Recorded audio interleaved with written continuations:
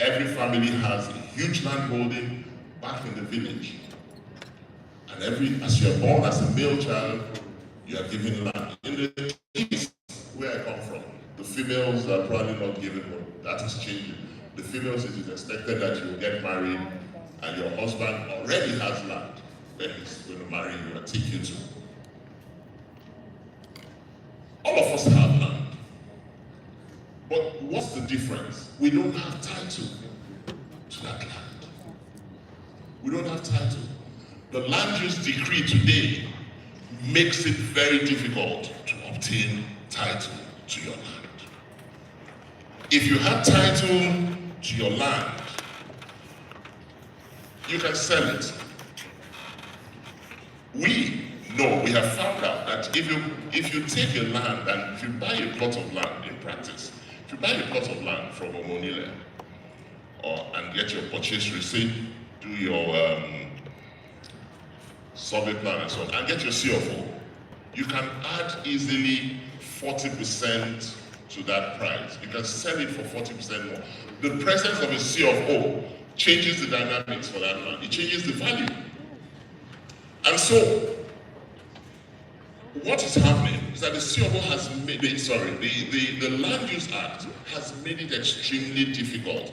The bureaucratic bottlenecks, the documents that have to be produced, and the fact that people are even suspicious of government. They don't want to go and put them, they don't want to take their CFOs. But if you have your CFO, you can sell the land.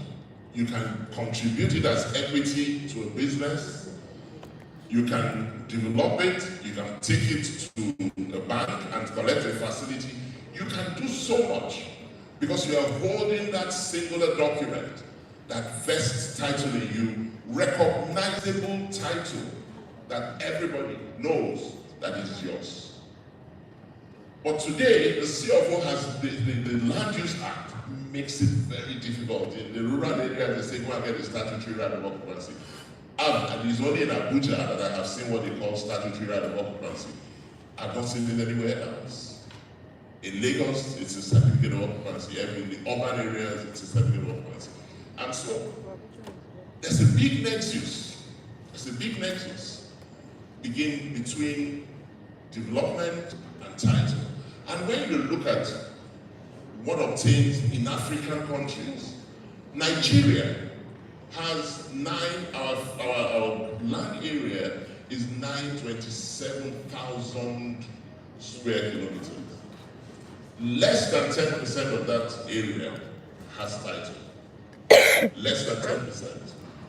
A few years ago, we actually did a survey and found out that in the entire country, there were less than 600,000 certificates of occupancy. In the entire country. Less than 10% of Nigeria, the whole landmass, has title. When you look at countries like Ghana, 10%, Togo, 6%, and so on. Benin Republic, 8%. So you can see why in Africa, we are still struggling even with the basics in terms of urban development. And then the last thing I want to talk about on that aspect of the pressures of urbanization, but I'll jump on it and I will go and begin to round up. The pressure of urbanization, we all know. Lagos today welcomes between 2,000 to 3,000 people every day. Lagos. We have 2,000 to 3,000 people who come into Lagos every day. The pressure is heavy. And that in itself creates problems even for infrastructure development and so on. But I want to begin to round up. I'm sure that my 20 minutes is up. And what have I recommended? Again, nothing new. Nothing that many of us who have been in the building industry and have done these seminars and conferences, have made papers to government. Nothing that we have not spoken about. The Land Use Act requires a very comprehensive review. I would like to say that that is ongoing. The biggest problem the Land Use Act has is that it is embedded in the Constitution. A constitutional change, for those who are in politics, is a big task.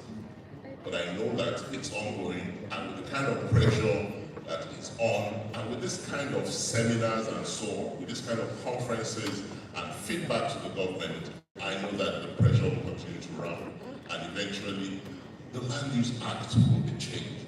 You know, it must be brought to the realities of modern times. This is a document that is nearly 50 years old, and nothing has changed in it.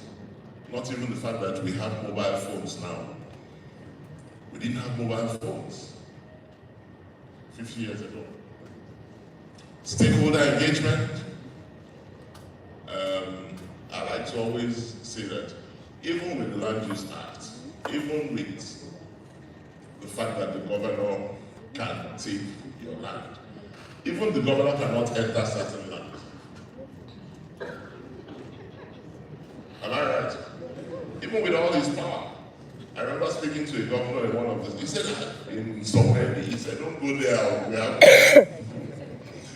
on a particular project. He said, no, don't go there. Those people, we haven't been able to deal with them. Even with the governor, still, despite the fact that he has powers to take the land, still cannot get into some of the lands that we have. So there has to be a lot more stakeholder engagement so that these developments that we want will come. I've talked about the issue of title. We can never rehash that too much. But the last thing that I want to say is my last thing there, capacity building. In my years, I have come to realize that there is not really a bad or a good law.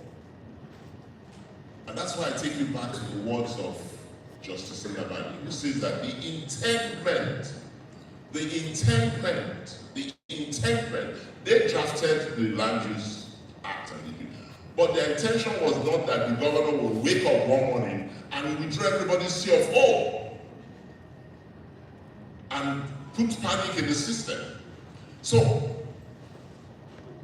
one of the things that as a people, and as I say as a people, we're all stakeholders here, is that there's not really a bad or a good law. The problem is the operators. Even the various sections that I have told you about, I've mentioned the compensation. If it is well handled, it will facilitate urban development. In the area of title, if it is well handled, it will facilitate urban development.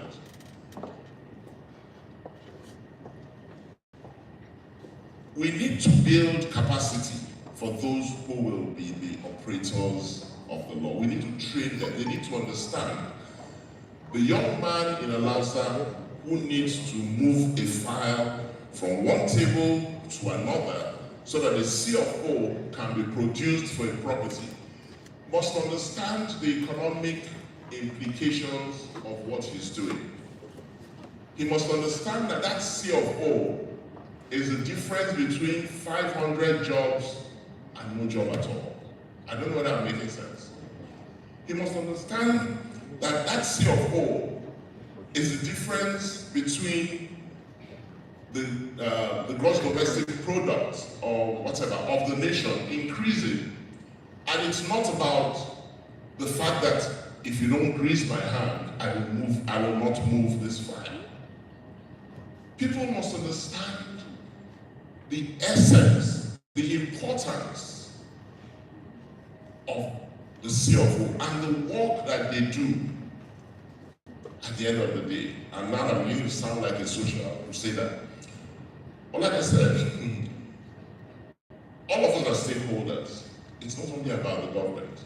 We are all stakeholders. Some of us here will eventually end up in the Houses of Assembly and House of Rep.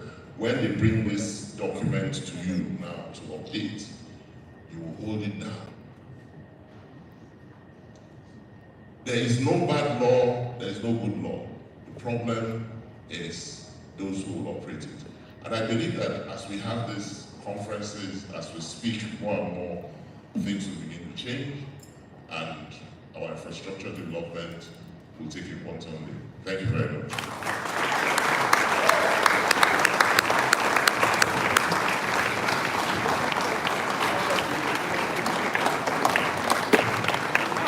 We can do better. Thank you so very much for that thought-provoking. Thank you, sir. Let's have a seat. Okay. I think the conference is just starting. So the foundation, the site was excavated by the Vice Chancellor, and the lead paper presenter just made the foundation. So we'll start building on that foundation as we go. Please, once more, let's put our hands together for ESB. If you have this document with you, you will be doing a little bit of twerking so that we can have a very deep conversation and something to go home with. We'll be collapsing the panel discussion into one. We'll be collapsing it into one. And but before that, I would like to call on the second paper presentation, which is infrastructure and urban regeneration. We have seen it before. He has welcomed us wearing a different cap. But in this instance, we will be wearing yet another cap. Please join me as I make welcome Professor Timothy Benga.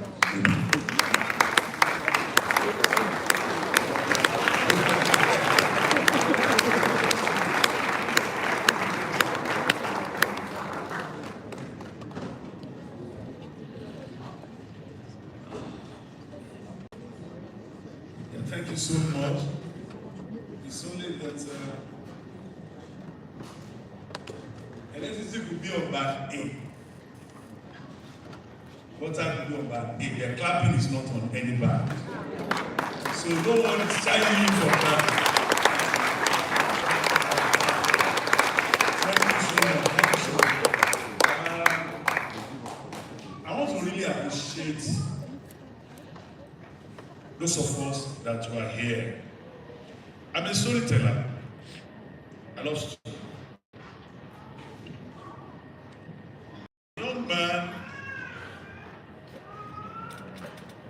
A young man was employed into a church service. A young pastor. I'm still standing on the assistant protocol. I'm not very too good. I'm not too good. They just carried over my earlier one. So I want to really say a big thank you for those of us that are here. My friend, my brother, the vice president of the Association of Professional Social Bodies. Thank you so much for all you do for the sector. We will have a taste of it in leading the practical discussion. Those of us that have the opportunity of attending Polytechnic, we have, before we further education, there is this practical aspect of life, the way we look at life. We look at life from a practical point of view. So Kabisi, this is your first outing. Okay, you were at Benin last week. So since you come to Kabisi, thank you so much.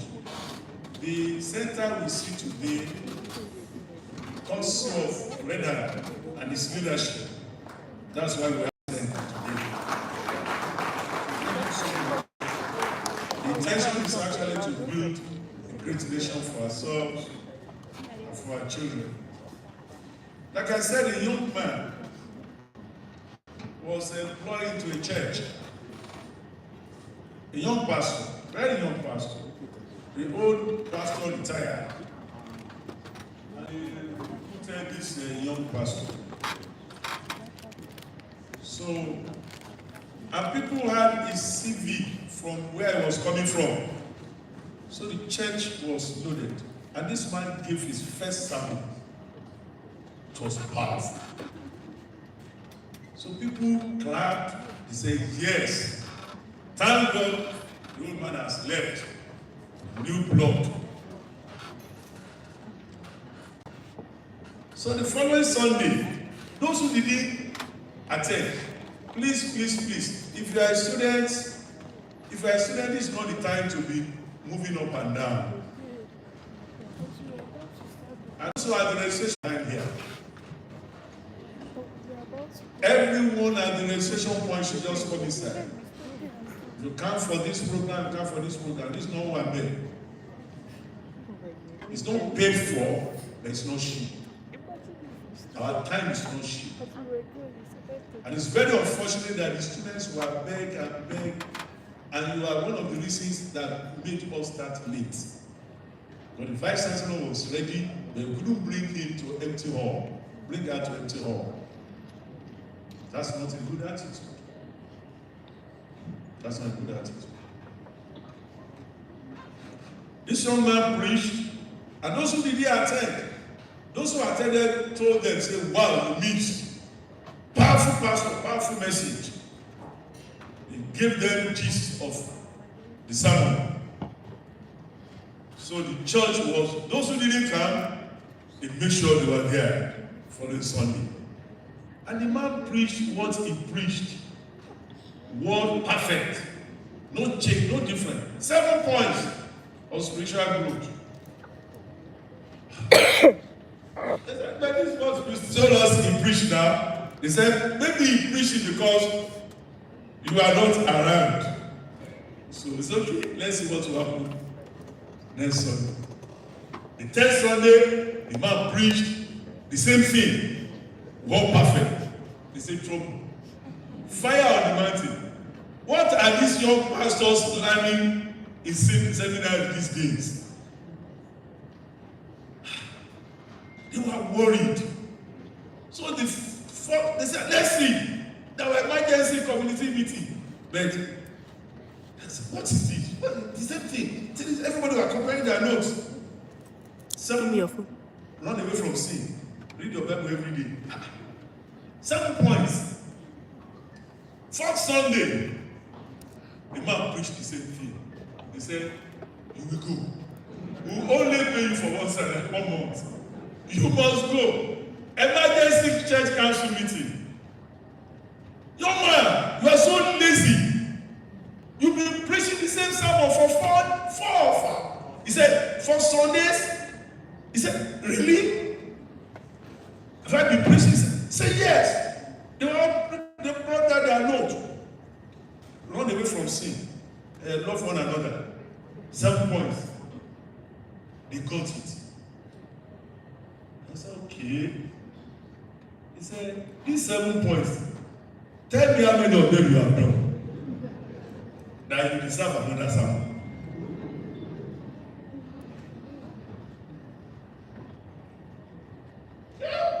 You said, we should love one another. Tell me how you have loved one another in the last 4 months. We should run away from sin. We see such a dear part last week. Someone is to change life.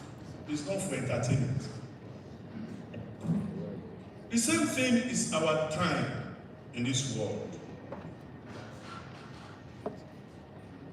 It's not different from we researchers and lecturers. It's not different. And then when I started preparing for this, my presentation, I just said, do these people deserve another sermon? Does the government of this country deserve another sermon? In all we have been doing for years,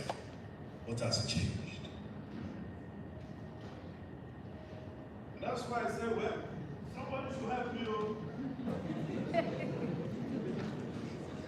Somebody come here, come and help me. Okay.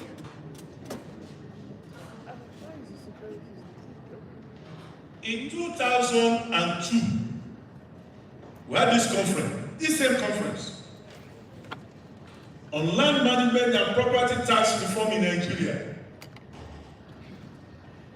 Professor Magbogunje, the father of the Vice Chancellor, was the one who did the lead paper presentation. That was the only conference he attended in Nigeria that year. But he came because of the pressure bending him. So many things were discussed. Land policy and land management, urban infrastructure and finance. So many topics. Benja Fatibilayi presented land taxation in Nigeria, issues, opportunities and threats. Professor Magbogunje presented land management in Nigeria, issues, opportunities and threats. Our President, President of August and Valua, presented a paper reposition land market in Nigeria for greater effectiveness. Friends, if 10% of the recommendations in this book, if government of this nation implemented them, we have a better country. 2002.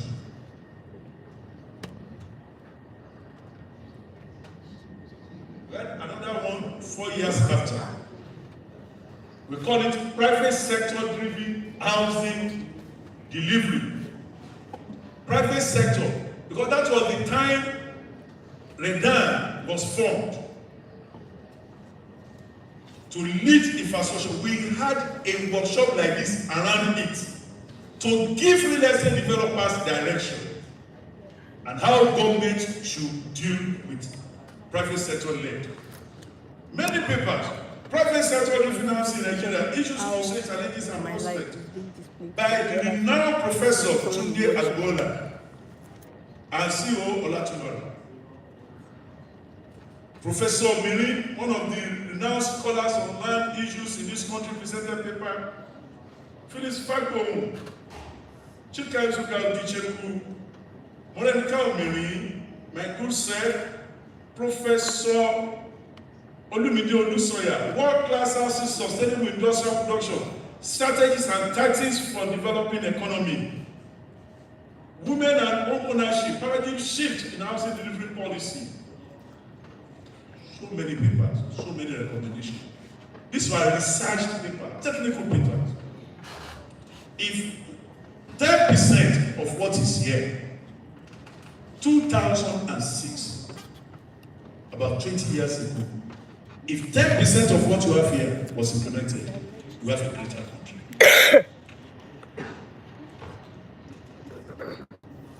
Inequalities, informalities and inequalities of Africa. Another big workshop sponsored by UKRI. Land and development in Lagos. Look at the book big. Several technical papers. Land tenure system and acquisition and land issue. Some of what our lead speaker spoke to today, solutions and way forward. Money spent organizing conferences. People flew across the country and across the world, producing solutions. But here we are. This is international publication, housing as SDG in urban Africa, also from the center.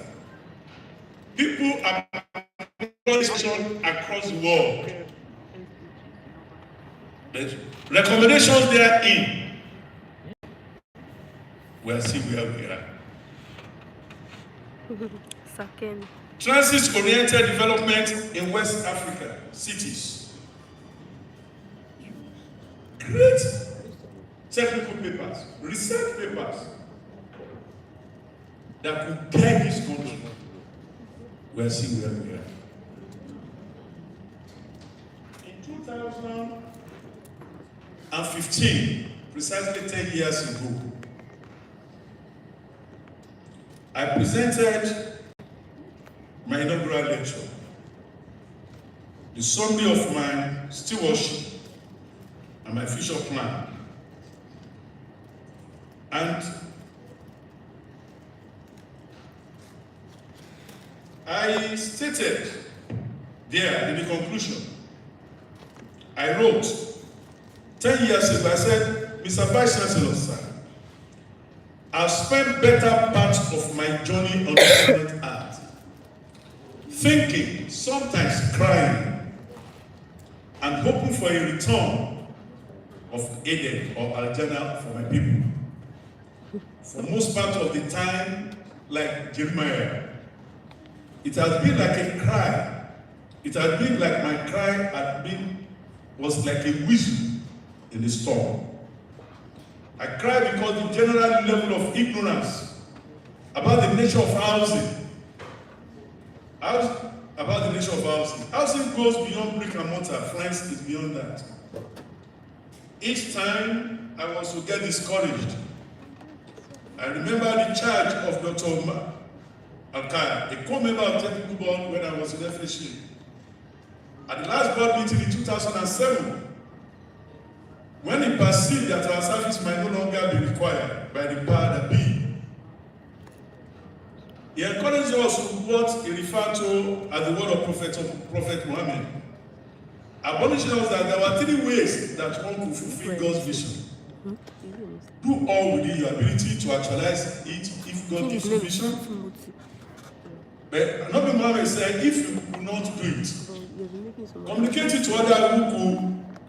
And if there is none to communicate to, he said, die with the faith that one day Allah will send someone to actualize the vision. But whatever God has proposed to do for his people, no one can stop it. We left FHA, we started the Center for Housing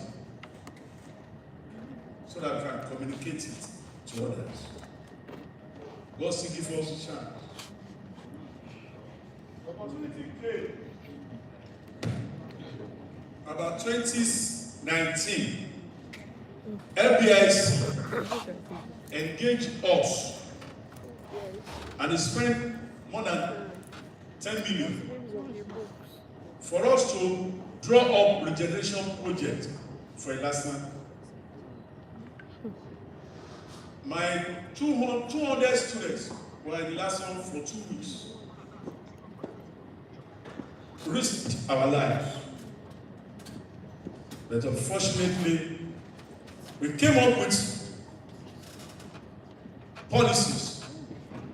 We came up with recommendations and a model for urban regeneration.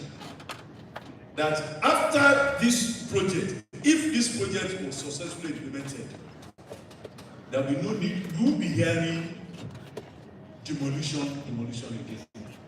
This was a project that government agency commissioned us to do.